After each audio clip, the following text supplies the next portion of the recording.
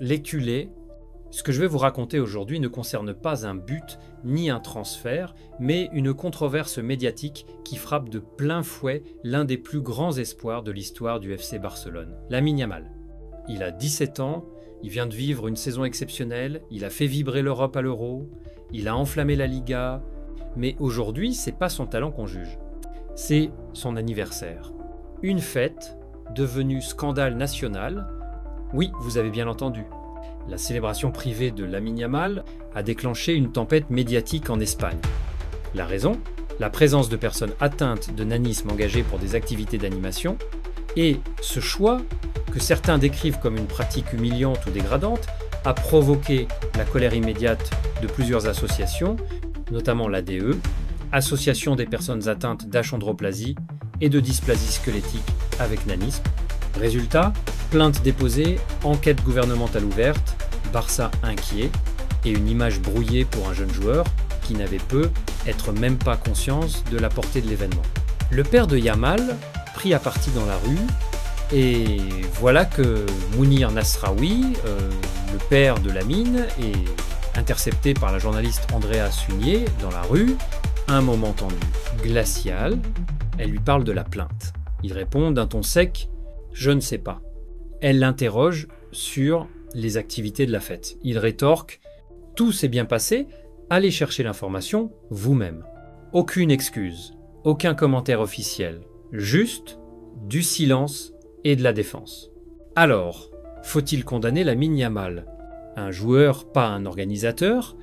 L'éculé, il est important de garder la tête froide. Lamine Yamal n'est pas un adulte. Il n'est ni l'organisateur officiel de cette fête, ni celui qui a signé les contrats avec les animateurs.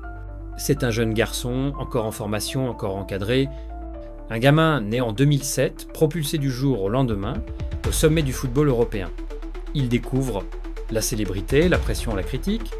Et oui, une erreur a été faite. Peut être par son entourage, peut être par des organisateurs, mais l'acharnement médiatique, dont il est victime en ce moment, est démesuré.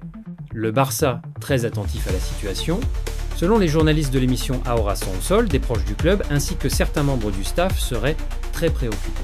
Car ce genre de polémique, même involontaire, peut nuire à l'image du joueur, et donc du Barça, et surtout, cela montre que Lamine a besoin d'être protégé. À son âge, sous les projecteurs, chaque geste est analysé. Mais faut-il pour autant détruire un ado pour une erreur d'encadrement ? Ce que doit faire le Barça maintenant, premièrement, accompagner Yamal sur le plan humain, mental et médiatique. Deuxièmement, prendre la parole, clarifier les responsabilités et affirmer les valeurs du club. Et troisièmement, protéger sa pépite, car elle est unique. Lamine Yamal est le plus grand espoir de la Masia depuis Messi. Il a fait gagner des matchs au Barça, il a porté la Roja, il est notre futur ballon d'or potentiel, mais il est aussi un adolescent. Et le club doit l'éduquer, le guider, pas l'exposer seul au feu des projecteurs. Alors l'éculé, à vous la parole, dites-moi en commentaire, le traitement médiatique de cette affaire est-il juste ? Le Barça doit-il faire une déclaration officielle pour défendre Yamal ?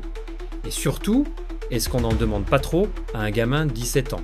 Likez la vidéo si vous soutenez notre joyau catalan, abonnez-vous pour ne rien rater des infos autour du club et partagez cette vidéo pour remettre les choses à leur place. Yamal est un joueur, pas un coupable. Oui, il y a eu une erreur, mais non, on ne doit pas sacrifier un gamin à la vindicte populaire pour ça. Le Barça, c'est aussi des valeurs, et l'une d'elles, c'est la famille. Alors restons unis, soutenons nos jeunes et avançons ensemble. Visca Barça, Visca la Masia et Visca Lamine Yamal. Le Barça recrute malin et surtout visionnaire. Dans un monde où les clubs jettent des millions sur des noms clinquants, le Barça reste fidèle à son ADN, repérer le talent avant tout le monde, miser sur la jeunesse, construire, développer plutôt que d'acheter tout fait. Et cette fois, c'est un gaucher virevoltant qui arrive. Un ailier droit, âgé de 19 ans, capable de faire lever tout un stade quand il accélère balle au pied. Un profil qui rappelle forcément quelqu'un, vous ne trouvez pas ? Qui est Rooney Bargi. Né au Koweït, formé en Suède, révélé au FC Copenhague, Ronny Bargi est un nom qu'on connaît déjà très bien dans les cercles du scouting européen. Ce jeune ailier explosif, technique et buteur a fait ses débuts professionnels à seulement 6 ans. Il a marqué en Ligue des Champions, joué plus de 80 matchs pro et s'est imposé comme l'un des plus gros talents nordiques de sa génération. Mais sa trajectoire n'a pas été linéaire. L'épreuve de la blessure, un genou, une année noire. En août 2023, tout bascule. Ronny subit une grave blessure, rupture des ligaments croisés. Une blessure que beaucoup ne reviennent jamais vraiment à 100%. Une saison blanche. 11 mois de galère, de doute, de solitude, mais il ne lâche rien. Il revient en mars 2025 avec un seul objectif, retrouver son meilleur niveau. Et c'est là que le Barça entre en scène. Deco frappe fort. Depuis des mois, Deco surveille son dossier de très près. Des clubs comme Chelsea, la Juventus, Leverkusen ou même le Real Madrid ont tenté leur chance. Mais le Barça a su faire la différence. Pourquoi ? Parce qu'il a proposé un vrai projet humain. Pas juste un chèque, mais une intégration progressive, d'abord avec l'équipe B, puis des opportunités avec l'équipe première si ses progrès sont constants. Un chemin à la Lamine Yamal, à la Cubarsí, à la Fermine. Le deal du siècle, Ronny Bargi rejoint le FC Barcelone pour à peine 2 millions d'euros. Oui, vous avez bien entendu, 2 petits millions. À une époque où des clubs jettent 80 millions sur des joueurs qui n'ont jamais joué un classico, c'est peu être le plus gros coup du mercato, mais personne n'en parle encore. Que peut-il apporter au Barça ? Un ailier droit gaucher pour doubler le poste de Lamine Yamal. Un joueur capable de pénétrer dans les espaces, de frapper à distance et de créer du danger en 1 contre 1. Un caractère, une rage de vaincre, forgé dans la douleur d'une grosse blessure. Et surtout, un profil que Hansi Flick adore. Hansi Flick a déjà un plan. Le coach allemand ne vient pas à Barcelone pour bricoler. Il sait ce qu'il veut. Et ce qu'il aime, c'est l'intensité, la verticalité, la jeunesse affamée. Bargi coche toutes les cases. Il pourrait commencer avec le Barça Athletic, mais il ne faudra pas longtemps avant qu'il n'intègre les entraînements pro, voire même quelques feuilles de match en Liga. Et maintenant, c'est à vous, les culés. Je vous posais la question, est-ce que Ronny Bargi est le prochain grand ailier du FC Barcelone? Peut-il épauler Lamine Yamal et devenir une arme secrète dans l'effectif de Flick? Dites-le moi en commentaire. Likez si vous pensez que Deco a réalisé un coup de maître. Abonnez-vous pour suivre chaque recrue, chaque révélation, chaque évolution du mercato catalan. Et surtout, partagez cette vidéo avec tous vos amis culés. Parce que la Masia s'agrandit, parce que le Barça ne dort jamais, parce que l'avenir commence aujourd'hui. Une blessure, une chute, un retour, et maintenant un rêve en blaugrana. Ronny Bargi est là, il est du Barça, il est des nôtres. Visca Barça, visca la jeunesse, visca l'espoir. Les culés, ce que je vais vous raconter aujourd'hui marque peut être la fin d'une époque, une page qui se tourne, lentement, silencieusement, mais sûrement, et derrière cette page, un nom gravé dans notre histoire moderne, Marc-André ter Stegen. Oui, vous avez bien entendu. Celui qui, pendant une décennie, a gardé nos buts avec brio, celui qui a fait des miracles face au Real, au PSG, à la Juve, celui qui a porté le brassard, levé des trophées, pleuré avec nous dans les défaites, est aujourd'hui écarté du groupe professionnel. Le gardien de l'ombre, devenu légende, quand ter Stegen arrive en 2014 en provenance du Borussia Mönchengladbach, il a 22 ans, peu de gens le connaissent. Mais très vite, il fait parler de lui. Relance laser, réflexe hors norme, sang-froid glacial.